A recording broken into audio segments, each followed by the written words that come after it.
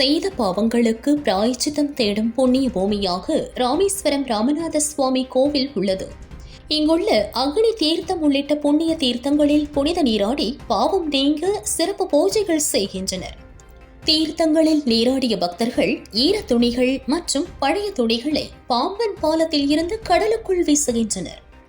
கடலில் டன் கணக்கில் மலை போல் குவிந்து வரும் துணிகளால் கடல்வாழ் உயிரினங்களின் வாழ்வாதாரம் பறிபோகிறது. படகுகளின் விசிறிகளில் துணிகள் சிக்குவதால் விபத்தில் சிக்கி மீனவர்கள் உயிரிழக்கும் அபாயம் நிலவுகிறது. குறிப்பாக ஆந்திராவில் இருந்து வரும் பக்தர்கள் பாம்பன் கடலில் பழைய துணிகளை வீசுவது அதிகரித்த வண்ணம் உள்ளது.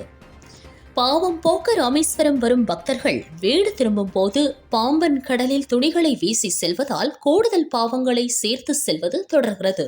நீங்க தூக்கி வீசக்கூடிய ஒவ்வொரு துணியுமே இங்க உள்ள ஒரு மீனவருடைய வாழ்க்கையை ஒரு கேள்விக்குறி ஆக்கும் அப்படிங்கறத நீங்க மனசுல வச்சுக்கிட்டு நீங்க தூக்கி போடுங்க. ஏன்னா இங்க நீங்க தூக்கி போடக்கூடிய அந்த துணியானது மீனவர்கள் விடக்கூடிய வலையில போய் அது சுத்தி தரைச்சு அந்த வலையை ஒண்ணுமில்லாம டேமேஜ் ஆக்கிறது.